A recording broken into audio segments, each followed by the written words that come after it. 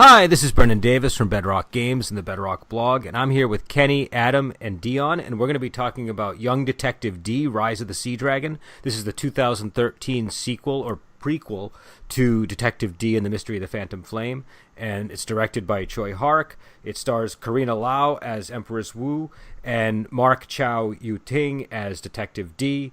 It's with the exception of Empress Wu, I believe that all of the other actors are different in the roles, but it definitely continues the spirit of the first film, and it gives us kind of the backstory of the Detective Dee character. And I don't know the plot to this one. How would you guys describe the plot of Young Detective Dee: Rise of the Sea Dragon? Because this does the first movie felt to me like much more of a traditional mystery, and this had a lot more of an adventure and even sort of like Pirates of the Caribbean type flair to it. I saw it like you did, Brendan, more of an adventure. There was some mystery elements to it, but I saw it more as an adventure, but more of a cross between Pirates of the Caribbean and Indiana Jones. You got to add a touch of Swamp Thing there too. Yeah, that's true. Yeah, I always think of that as like the Creature from the Black Lagoon, that aspect of the movie. Well, it was because it was a human that became a monster. That's why I'm going with Swamp Thing, because Creature from the Black Lagoon fits too. Well, don't you think it looked more like the Creature from the Black Lagoon if we were going to go with like just the appearance? Didn't it? Yeah, totally. But I agree with you. And we'll get into that plot line because that's an interesting plot development in the movie. Yeah. But yeah, so what was everybody's initial reaction to the film? I enjoyed it. I haven't actually seen the first movie, so I'm kind of like diving into it sort of mid-series here with this prequel, and yeah, like you said, I didn't get as much of a feel for as it wasn't much of a mystery movie to me, so it was definitely more along the lines of adventure. I kind of like how they sort of build up Detective Dee as the Sherlock Holmes of China kind of thing here. Like he's got photographic memory and the super analysis that he can use to piece things together, which is pretty cool. Don't get many movies with those kind of characters in China, I think. So it's definitely an interesting one. There were questionable special effects. I thought it was a very ambitious movie. I felt. Some of the scenes, like you could tell that they were like stitched together and they weren't occurring on the same plane of reality, kind of thing. I really enjoyed the music, and the fight scenes I thought were very over the top but enjoyable to watch. Yeah, the music definitely stood out. I thought the music was really effective. I think Dion, did you mention that to me when you were messaging in between episodes? Was that a comment that you had made? Yeah, I really enjoyed the music too. Really got me into the movie. It sucked me in. I thought that this movie was an excellent movie. I watched it 3 times. I don't know how I got 6 hours out of the week, but I watched it 3 times. Well, part of it is because we didn't meet last week, so that gave you ample time. Yeah, gave me a little bit more time. But I greatly enjoyed this movie. I can't wait to watch For Heavenly Kings. So now I own the first 2. And I'm really excited because this movie, just had so much. It had a little bit for everybody, I thought. There wasn't a lot of comedy in it, but I do like the quirkiness of some of the characters. So that was enough to make me chuckle a little bit at some of the things that they said and did. But I really wasn't expecting too much from this movie because usually the second one's not good, but I thought the second one was just as good as the first one. Yeah, I like this. I mean, as a side, I like the first one enough that when I went to rent this, I was like, okay, it's $3 to rent it or $7 to buy it, so I'm just gonna buy it, and I do not regret that at all. It was okay. I was confident enough, and it lived up to my expectations.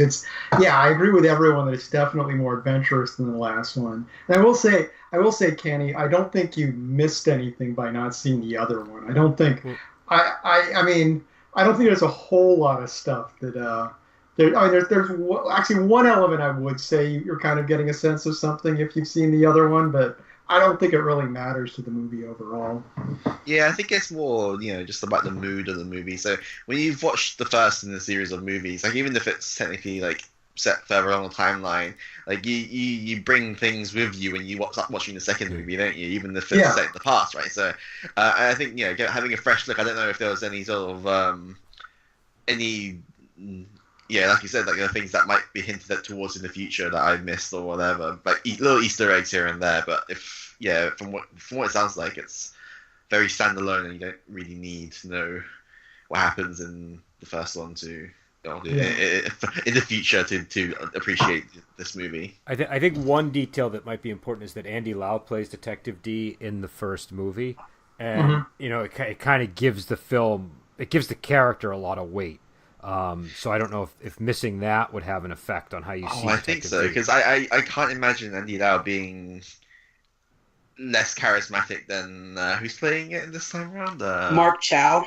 Mark Chow. Like Andy Lau must have a very heavy presence on the screen. Like I don't know if I don't know, but maybe it's a good sort of first discussion point. Like how do you guys feel about the change in actors here for Detective Dee? Like I thought it was okay, but I think they kind of played or maybe the character was written a little differently this time, because he's a younger Detective Dee, and he's not gone through everything that he's gone through to get to the that we discover in the first one.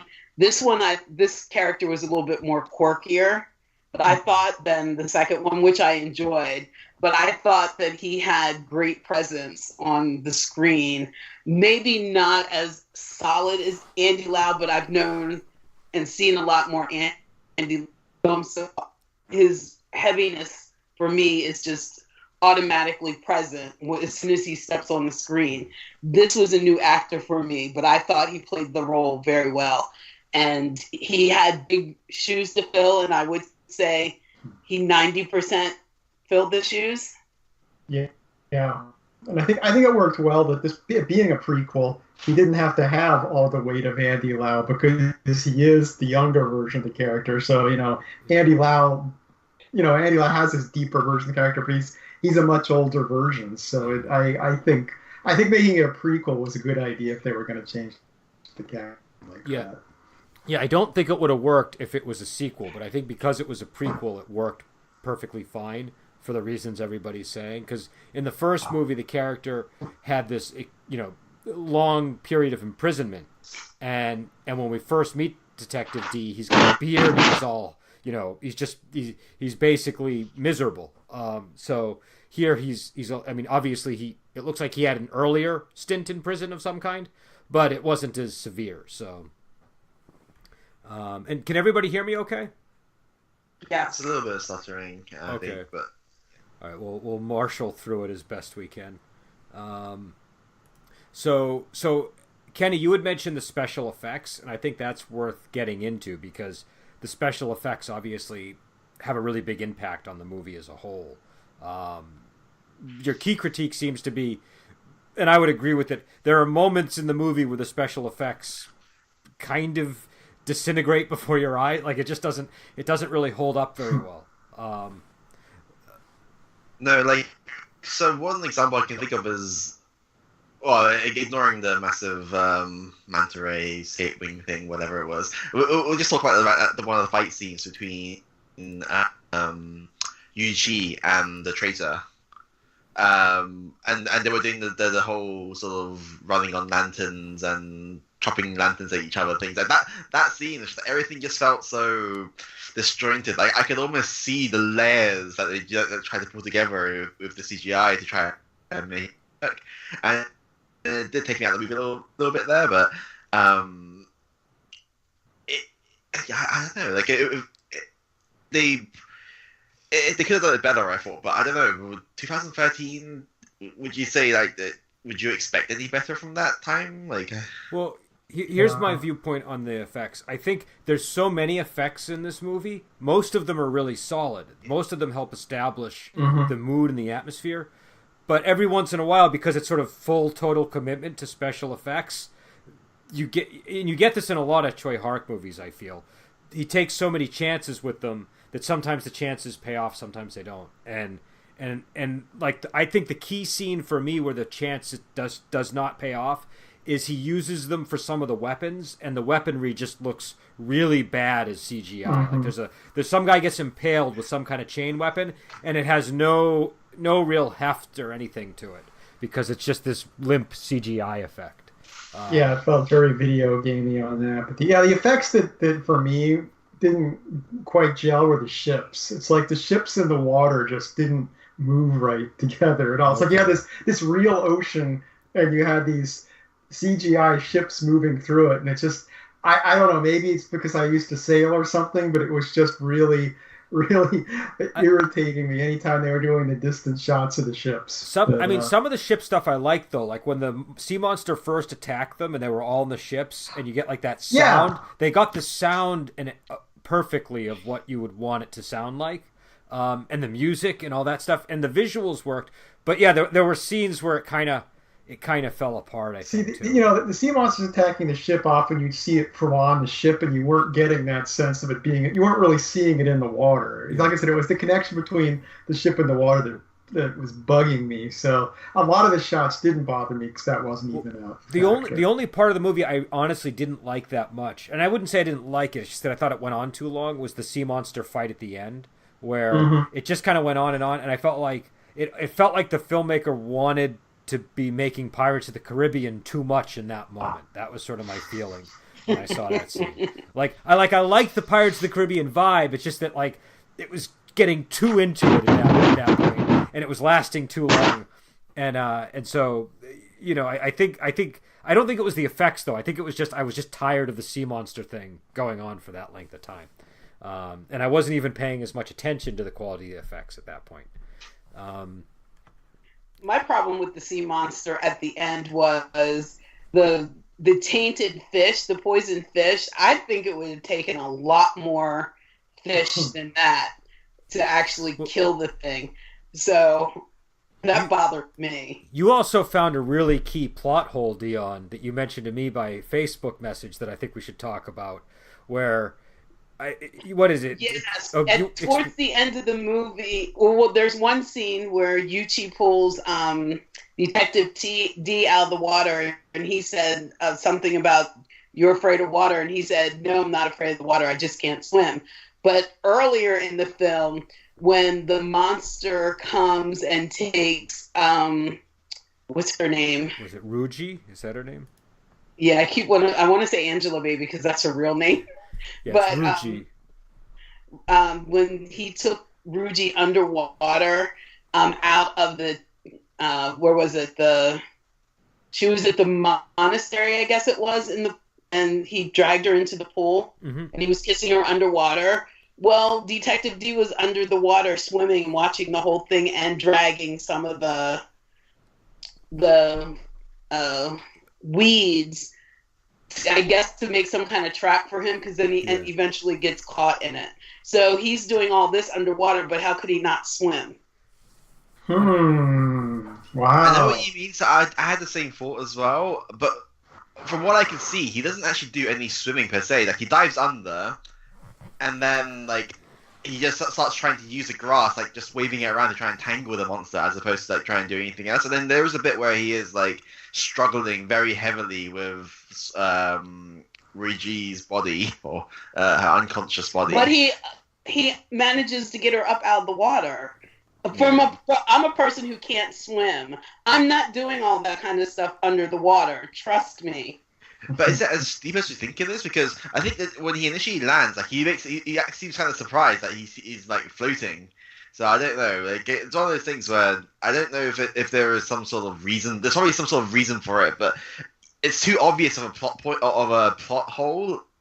But also, there's no real reason to add that detail about him either. Like, why does, like, it was so inconsequential to the grand scheme of anything.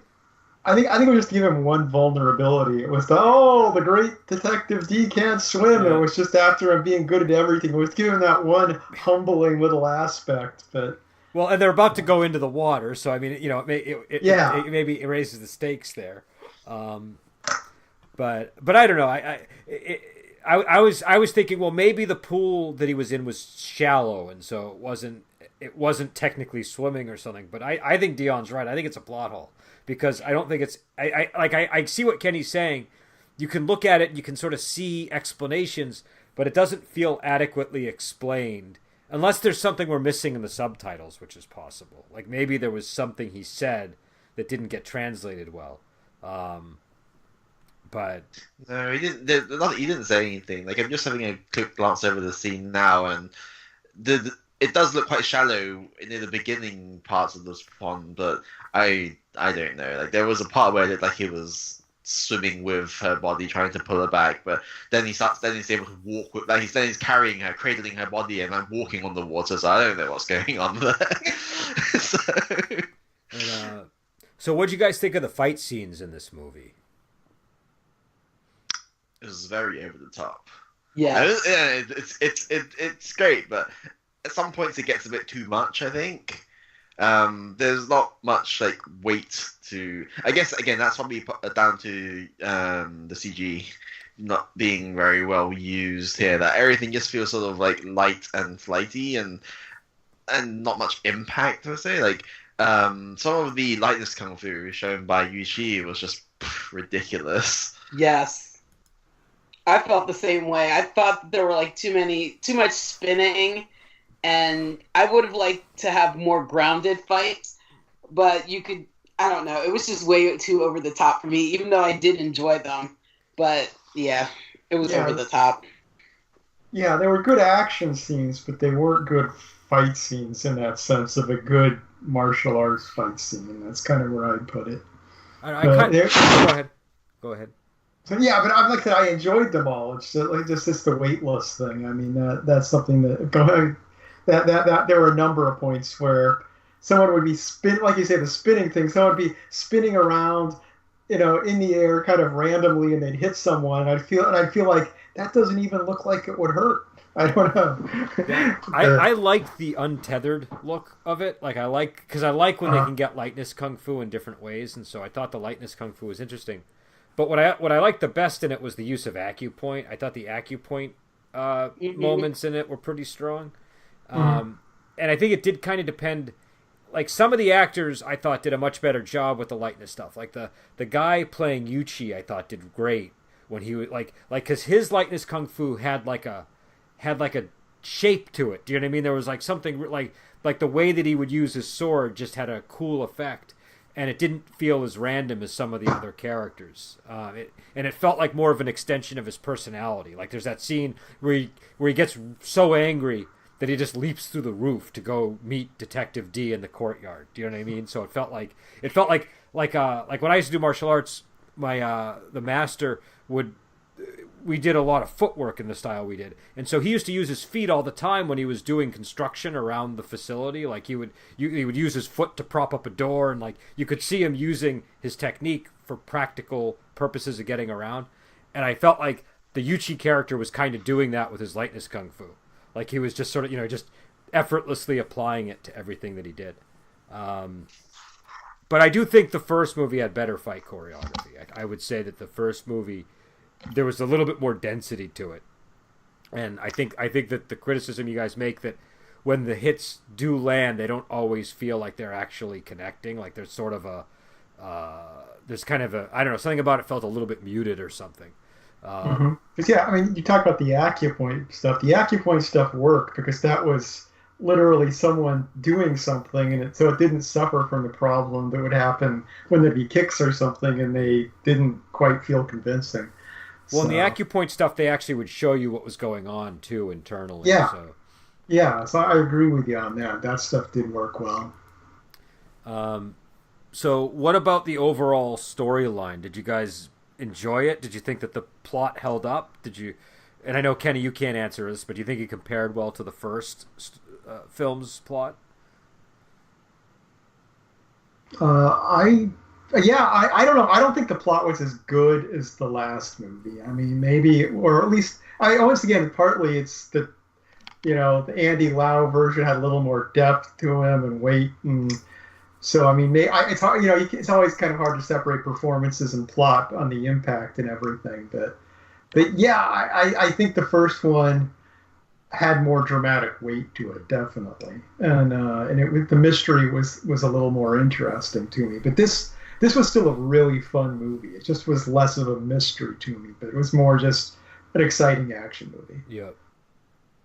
Yeah, I agree. The first one was definitely all about the mystery and who did it, and I was, always trying to figure out who it was, and I was all confused. But this one, I didn't really care about who did what. It was just a really good movie, and I just wanted the happy ending at the end. So I don't know. It was more of an adventure film and less of a mystery. So I don't know. It's hard to compare them when I feel that their aims aren't the same. Yeah. Like, No, I think agree. the first one was aimed to be a mystery, but this one was more, like you said, it's a prequel, so it gives us a history of some of the characters and their interactions with each other. Plus, there was a case to solve, but I don't know, it wasn't that important to the storyline as in the first one. I feel like... Oh, go ahead, Kenny. No, I was just gonna say, like, the main, like, sort of case here, it seems to be, like, the intrigue part is to do with all the tea, right? Yeah. The bird tongue tea or whatever it was. And it got resolved, like, way earlier than I expected. And then, like, it's just sort of like, they sort of, like, came up with this little thing where it's like, oh, you have to try and figure out what the plot here is. And then after like, halfway through the movie, it's like, okay, that's done now. The rest of it can just be a movie where you're chasing down rebels and, like, fighting sea monsters. Mm-hmm. Well, the big sea monster kind of gets forgotten because you have the big scene at the beginning, but then all of a sudden you have this little sea monster that shows up, and then all the focus is trying to figure out, what the sea monster wants. And then once you figure out how he became the sea monster, then all of a sudden the big sea monster becomes apparent at the end again. So it kind of bookends it, but I think that there needed to be more of a threat of the sea monster in the middle for me to remember, because I had at one point completely forgotten that the big sea monster was out there. Well, and we find out the big sea monster was just a diversion so the little guy could escape away. And he didn't even mean for it to destroy the fleet. It was just an accident because it happened to go in that same direction, right? So yeah, I mean, that was kind of an, if you're gonna look for, like this movie had less dramatic weight, and part of it I think is because the sea monster was kind of this incidental random thing to an extent in the story. It being the final boss of the movie, it's like, okay, well, now we're going to fight the random encounter. Yeah. Well, and I found the leader of the Dondo group to be more compelling than the sea monster. I mean, he was kind of like when they actually were confronting him, and he was like, if we weren't enemies, Detective Dee, we could, together we could work so well. That was a really cool scene. I thought that had a lot of, just the way it was sort of set up, the way they were standing, what they were saying was all just really perfect. And I thought that the other part of the story that was the most compelling was the story of the of Mr. Yuan and the Courtesan, and how, and again, it's kind of an old trope, but it was really well done, I thought, where he's this monster who used to be a man that was in love with this courtesan, and he wooed her with poetry, and I liked that was all sort of kind of tied in right to the very beginning of the movie, because we see her pass by in that very early scene. But yeah, I was delighted at the whole monster movie trope going on in it. I mean, it's something I totally caught off guard showing up in this movie, but I'm like, wow, this is great. So it worked for me. It's funny because the more you guys like talk about it, the more I think like this is like feels like a tabletop campaign where it's where the game master like ends the main plot too early and it's like, oh crap, I forgot about the giant sea monster. Let me finish off this plot by like making them have to try and attack this island so that they can save Rishi from the queen. I think you've answered a question for me, because I keep thinking of Conan the Destroyer when I watch this movie for some reason, and I always think it's because of the Mr. Yuan character when he's in the what is it, like the weaving or the fabric facility, and that red drapery gets all over him. It kind of looks like the wizard guy from Conan the Destroyer in the red robe. But I think it's deeper. I think it's what Kenny's saying. I think this feels like a tabletop role-playing campaign, and the first Detective Dee feels like kind of like more like Conan the Barbarian. Like it's like more of like a real sort of, you know, story. It's not necessarily a product of gameplay in the same way that the Destroyer kind of feels like it is. Yeah, no, that makes a lot of sense. I was talking about I already mentioned that the sea monster fight at the end felt like a random encounter. It's like, okay, make your survival roll to get back to the shore after fighting, you know, the big bad, and then it's like, oh no, it's the sea monster. But yeah, it's it definitely feels that way, which is fine. No, I mean, go ahead. Oh no, I'm done. I was just gonna say, I want to know what people thought of the urine drinking scene, because that was for whatever reason, I didn't notice. Like the first time I saw it, I barely noticed it, and this time I'm like, wow, they're really emphasizing this part of the movie. That was like pure. I mean, Dion said it wasn't that much comedy, but that was like the comedic heart of this movie. They just, you know, I just feel like they were really digging that in. It felt like it was they were making some kind of political point that I wasn't fully grasping. Do you know what I mean? I didn't take it that way, but maybe you're right. Well, think about it. They have all of the officials suddenly, all of these aristocrats, basically, because I think this is still in a period when there is like an aristocracy. They have to drink the urine. and it's like a very ritualistic. We're going to show you everybody drinking all this urine, and like all these formal processions of people drinking urine, and you get to see the disgusted look on their faces. And there's of course the one guy that likes the urine for some reason. But he was the soldier. Yeah, the soldier just loved it. He was like, "Yeah, that's good." Oh, we also get a lot of shots of Dee and his gang watching them drink the urine too, and you kind of see this look on their face, like, you know, they're very serious, but they're very serious in a way that shows I am really trying to hold a straight expression while I watch all these people drink urine. Well, and then in the credits scene, the Empress kind of gets some revenge because she's able to force them to drink the urine. It seems I don't think we actually see them drinking the cure, but she tells them to bring out the medicine. And I'd say too the dialogue over the scene too. It's like, oh, this wonderful tonic that has been granted to us by the Emperor. And, well, you know, I love the official that gets dragged out of bed to drink it the first time.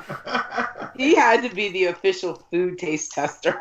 Well, what was he saying? He was talking about how, now I'm finally going to be promoted and I'll be so and so wandering far and wide. And it's my moment to shine. And then he's forced to drink urine in front of everybody. but yeah, so I don't. But that was like what, 10 minutes? I think, like that whole section of the film. It was really long.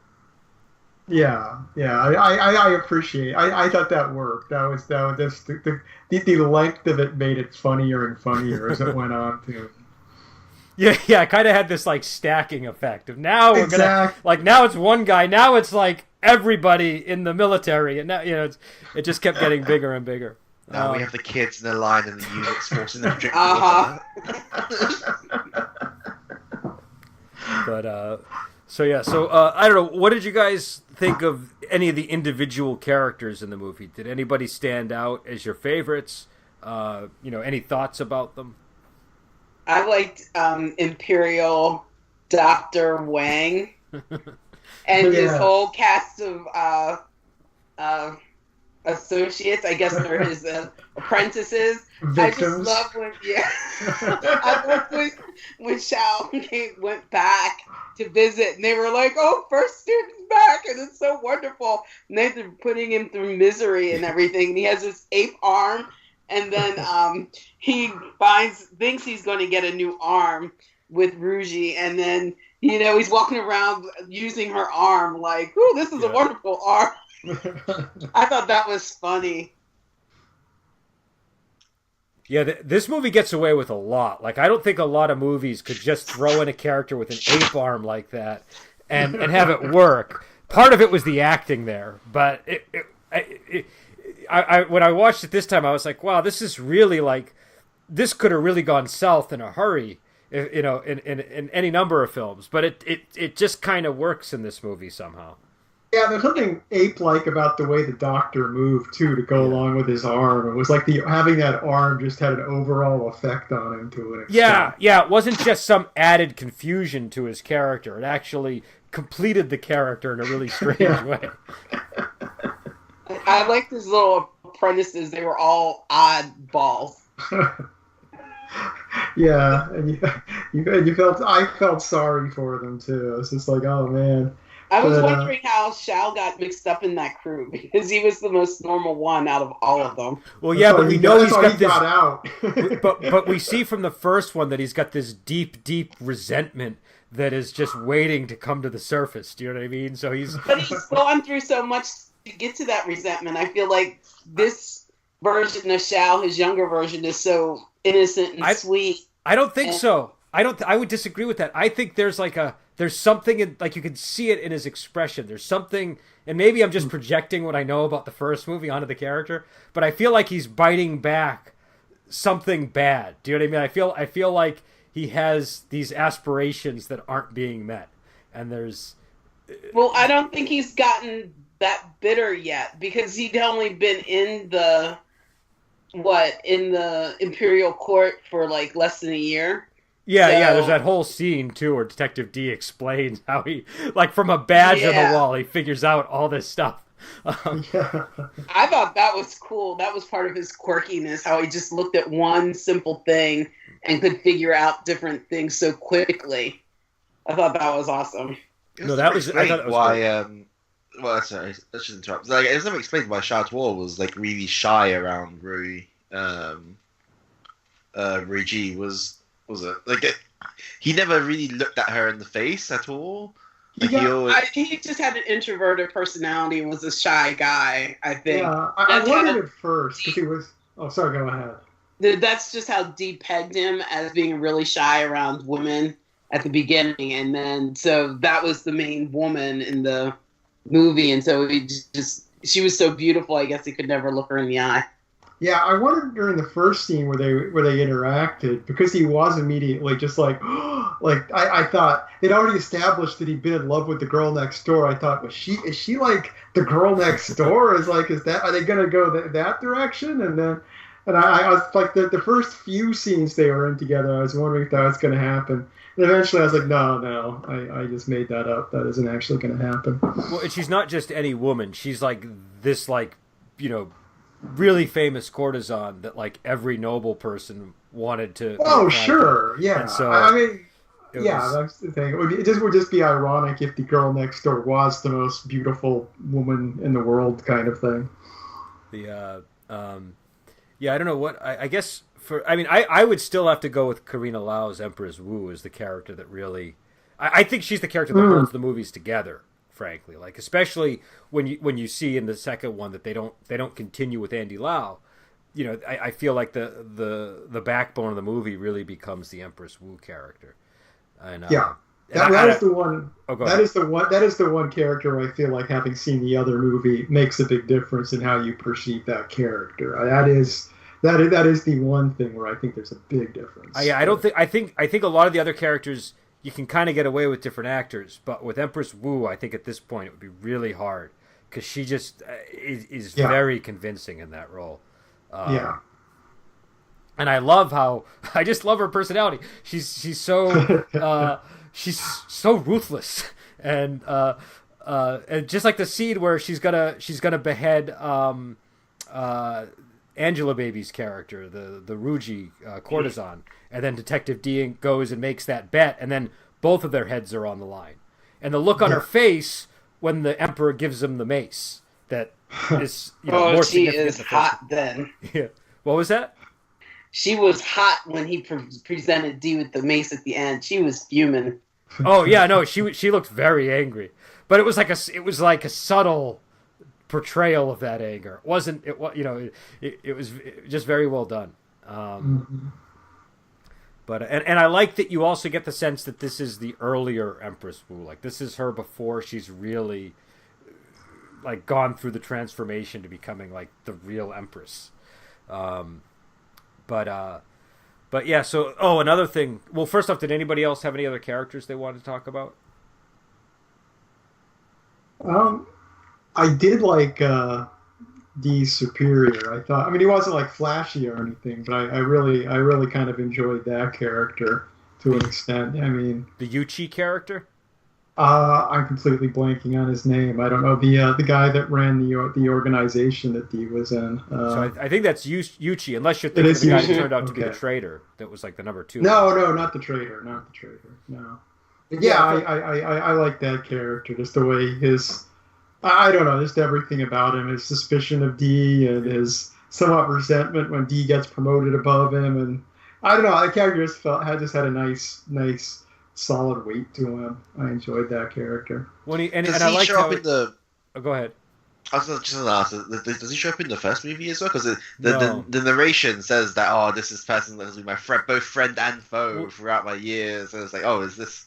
That's what confused me, because I thought that meant that he was the Pei Dong Lai character, but maybe I'm forgetting. Maybe he is somebody in the first movie that we're just neglecting for whatever reason. But I don't remember Yuchi in. I don't remember him in the first one. I had thought that they were the same character too, because I think I brought that up to you when we were messaging while I was watching it the first time. Well, because they look alike too, except for the hair, but it's like a similar type of look. Do you know what I mean? So yeah, because I was thinking maybe that he had gotten some kind of disease and that made him paler and his hair to whiten, and maybe he changed his name. I don't know. You never know in a movie, but I was trying to connect the two because they kind of have the same kind of quirkiness. Yeah, I agree. I mean, maybe we'll find out more in the Four Heavenly Kings. Maybe there we'll get some more info. But one thing I did want to talk about was how this movie deals with the supernatural compared to the first movie. Because I feel like in the first movie, you get like a taste of the supernatural, but it's sort of Scooby-Doo-like in how it's explained away.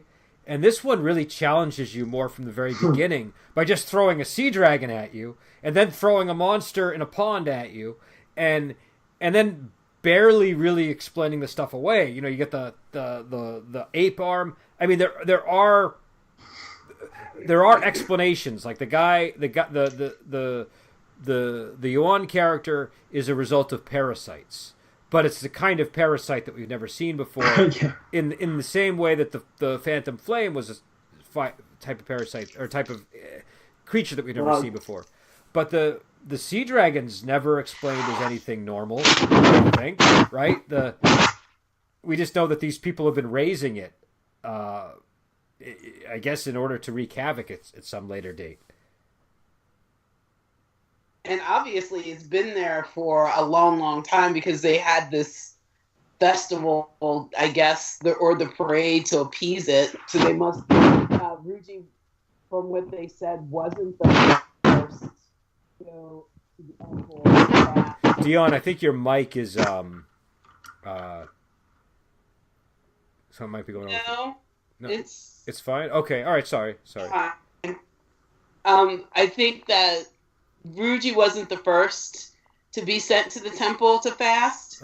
So the festival must have been going on for years, and so I don't know. It's never really, really explained, but it's been there forever. It seems like. Yeah. So I don't know. I just feel like the supernatural in this one feels like. It's like in the first movie, I feel like it's all pretty thoroughly debunked by the end. And this one, I don't feel as comfortable. Like if I were living in this world, I would not feel as comfortable by the end of the movie as I did at the end of Detective Dee, if you know what I mean. I feel like there's still sort of the potential for supernatural stuff lurking in the shadows here. I don't know. Everything seems sort of explained to me. Like giant sea monsters, really, just as soon as they found a giant thing and they managed to tame it with food, kind of thing, right? Like, there's nothing really supernatural about that. There are big creatures, maybe not to the extent of what was shown in the movie, but I don't know. Krakens are they're a thing of myth and legend, but they're really just really big squids, right? Okay, but what about the ape arm? I know that this is like supposed to be advanced surgery of some kind. But this is the Tang Dynasty, and the guy has transplanted an ape arm onto his body. So it feels like, maybe supernatural is the wrong word, but some kind of like, it just feels very, the whole movie has a real surreal quality to it or something like that. Oh yeah, definitely. I think Kenny's coming at it from a different angle because he started with this movie, and it's like on its own terms, yeah, everything makes sense within a fantastical action movie way, but yeah, I mean, the first movie felt a little more, I mean, once again, the explanations were a little over the top, but it was trying so hard to have a rational explanation for everything to an extent in a way that this movie didn't seem to care about, which was fine, but it was very different. Yeah, because you know what it is? In the first movie, everything got an explanation, I feel. Do you know what I mean? Everything. It was like, okay, the deer or whatever it was, I forget the title of the character, but there was a priest that was kind of appearing before the Empress as a deer and speaking, and we learned it was ventriloquism. And they even show you the shot where you can see the other character speaking. And I feel like there wasn't as much of that attention going on in this one. And it felt like it was deliberate. It felt like it was a decision they made, not like they were just being lazy, but like they were kind of saying, no, we're going to make you have to wonder more about some of this stuff. But how can you really explain the big sea monster? You can't, but like Kenny said, there are big creatures in the sea. Maybe it's some kind of leftover remnant from the prehistoric era or something that they reared from a hatchling. Who knows? I think it's. But you watch the movie, you have to accept that monsters like that exist. Do you know what I mean? Right. Like that's the conclusion you have to draw. The ape arm is the one that does stand out the most, though. It's the one that you just can't really reconcile. Like someone else's arm, sure, okay, you can transplant arms like that in Wuxia, it's okay. An ape arm, well, it's just very Dr. Moreau, it's very vivisectionist, and which I mean they kind of established with the character. He's performing brain surgery on a guy with parasites. So I mean, I'm probably taking too fine of a scalpel to all this, but like I think that it I don't know. I just felt unnerved, but not in a bad way. It's just that it had an effect on me that I didn't feel as comfortable as I felt in the first D movie. Like just saying, like, well, it's all very weird, but ultimately it's all explained adequately and it's all mundane. I guess the time between the movies. This was the earliest in time. So between that movie, like during Dee's career, he eliminates all the supernatural mysteries of the world. And so when he comes back, in the movie that takes place later, it's like, yeah, it's a totally rational world now. Dee's brought order to reality by that point. Perhaps that's it. Perhaps that's the explanation. So I guess we're at our recommendation and rating of the movie, where we rate it on a scale of 1 to 5, and we've decided there's no giving any half points. It has to be a full 1, 2, 3, 4, or 5. I never give half points. So, yeah. Well, it's better. I think it forces you to take a stand. So I don't know. Why don't we start with Adam? Adam, what are you going to recommend for this movie? I'm gonna go with a 3 on this one. It's a high 3, but I'm gonna go with a 3 because it is totally a good movie. But it's I don't know. I mean, like I said, I'm happy I bought it and everything, but I don't know. I'll go with a 3. Yeah. Dion, what about you? Can you come to me last? I'm still wavering here. Okay, yeah, no, that's fine. It's a tough one to rate. Kenny, how would you rate it? You usually have a clear idea of how you feel about a movie. Yeah, like this one, I feel like it's a solid 3 for me as well. Like it was enjoyable as far as just watching a movie goes, but there's nothing that really makes you think, okay, I need to watch that again to truly appreciate the splendors of this movie. Like, sure, they had some gorgeous use of colors here and there. The music was really good. If anything, I'd watch the movie again to listen to the music and have the soundtrack accompanying the movie. Like that's the only sort of reason I can think for it. But everything else, just the plot was, the characters were all right. I mean, I didn't hate any of them, and it just sort of feels very solidly like average to me. So, and I'll go before you, Dion, if that's okay. If you want to go last, or do you want to go next? I'll go. Okay. I'll give it a 4. I really enjoyed it. Like I said, I watched it 3 times. I just thought I was wavering between a 3 and a 4, but I ended up giving it the 4 anyway. I would have liked to have given it a 3.8, but we're not allowed to do that. Yeah, I cheated and said I gave it a high 3, which is my way of sneaking in a 3.5. So yeah, I really enjoyed everything about the movie. There were, the little things that could have been done better to make it a 5, but I liked it just as much as I liked the first one, so I gave it the same score. Yeah, I would give this one a 4. I was thinking that consciously the whole time I was watching it this time. I was like, yep, this is a 4. This movie is a 4. And I think for me, part of the reason is one of the things Kenny mentioned. The way the soundtrack blends with the movie really keeps you interested and engaged in it the whole time. And it just has a nice... I don't know, it's one of these films like... I would agree. I don't feel compelled to watch it as much as Detective Dee. I think I watched it when it first came out. I might have watched it one other time after that for a review or something. But this is the first time I've watched it in a number of years. But it really held up. And it was really enjoyable and had like a great adventure and sort of atmosphere to it. But I do much prefer the first Detective Dee film. I don't remember what rating I gave it. I don't remember if I gave that a 4 or a 5. But I would say that provided my rating of that one was accurate, I would give this one a 4.